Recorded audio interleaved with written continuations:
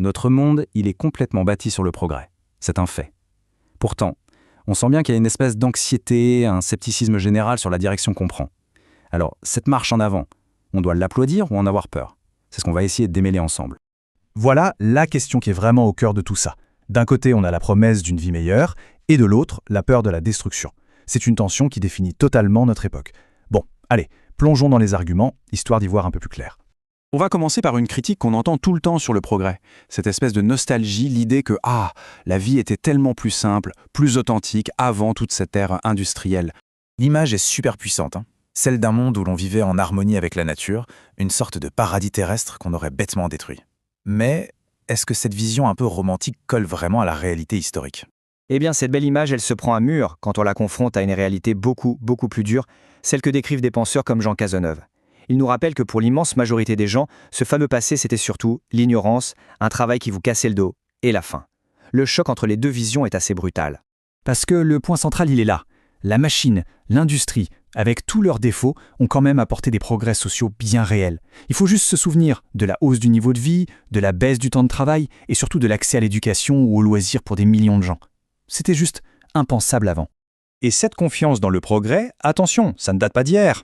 Écoutez un peu cette phrase de Marcellin Barthelot, écrite en 1894. Le type imaginait déjà une science qui mettrait fin à la faim et au travail pénible. Un rêve un peu fou qui montre à quel point cet espoir est ancré depuis longtemps. Ok, passons maintenant au deuxième grand argument. La science, ce n'est pas juste un truc pour améliorer notre confort matériel. C'est d'abord et avant tout une méthode, une façon de réfléchir qui est à l'opposé complet du dogme. Il y a une histoire géniale de Fontenelle qui illustre ça parfaitement. Imaginez, en 1593, la rumeur enfle. Un gamin aurait une dent en or. Tout de suite, les savants de l'époque se jettent dessus, ils écrivent des bouquins entiers pour expliquer ce miracle divin. Et c'est seulement après qu'un type a l'idée de demander à un orfèvre à les voir, qui découvre évidemment que c'est juste une petite feuille d'or collée dessus. L'absurdité totale, c'est d'avoir cherché la cause avant même de vérifier le fait. Et voilà, la morale de l'histoire, elle est là. Et c'est un des piliers de l'esprit scientifique. D'abord, on vérifie les faits. Ce réflexe, c'est un rempart hyper puissant contre la crédulité et la superstition. C'est peut-être ça l'un des plus grands cadeaux de la science. On entend souvent dire que les scientifiques sont sans conscience. Mais le biologiste François Jacob, lui, il retourne complètement l'argument. Il nous dit, attention, les grandes horreurs de l'histoire, les massacres, les guerres, ça ne vient pas de la science. Ça vient des dogmes, des fanatismes, qu'ils soient religieux ou politiques, de tous ceux qui croient détenir la vérité absolue. Et c'est justement pour ça que la science est une sorte de libération spirituelle, comme disait Paul Langevin. Parce qu'elle nous apprend une chose fondamentale. Aucune vérité n'est gravée dans le marbre. Tout peut être remis en question, testé, amélioré. Elle nous apprend à douter, à rester ouvert. C'est tout le contraire du dogmatisme qui, lui, enferme la pensée. Bon, maintenant, on va aborder le point le plus sensible, la peur la plus présente aujourd'hui, cette idée que la science a libéré des forces, comme la bombe atomique, qu'on ne contrôle absolument plus. C'est la question qui nous hante, non? Quand une découverte scientifique mène à une catastrophe, c'est la faute à qui? Aux chercheurs, à la science elle-même, ou à ceux qui décident de l'utiliser? L'argument de Jean Dorst est super important ici. Pour lui, la science, c'est un outil. Et un outil, c'est neutre. Que Henri Becquerel découvre la radioactivité, c'est une chose. Que des politiques décident d'en faire une bombe, c'en est une autre. La responsabilité, selon ce point de vue, elle est du côté de la décision humaine et politique, pas de la connaissance en elle-même.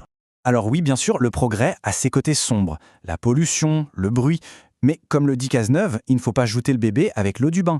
Souvent, la solution aux problèmes créés par la technologie, c'est encore plus de technologie, mais une technologie plus intelligente, des usines plus propres, des villes mieux pensées.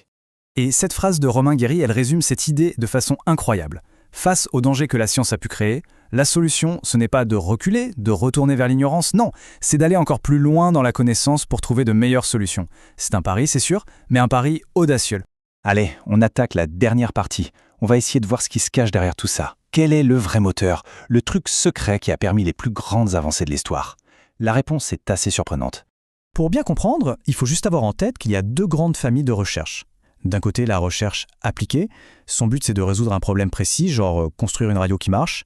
Et de l'autre, il y a la recherche fondamentale, qui est motivée par une seule chose, le désir de comprendre comment le monde fonctionne, sans aucune idée d'application derrière.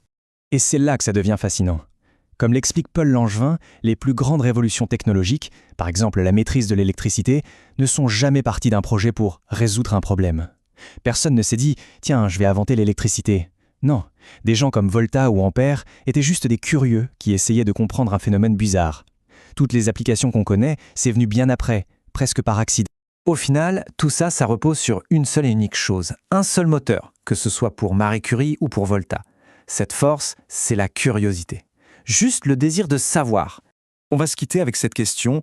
On passe notre temps à débattre de l'utilité de la science, de ses dangers, de ses bienfaits. Mais, et si depuis le début, on se trompait de débat? Et si la valeur la plus précieuse de la science, ce qui la rend si vitale pour l'esprit humain, ce n'était pas ce qu'elle nous permet de faire, mais simplement l'acte de chercher à comprendre, juste par pure curiosité?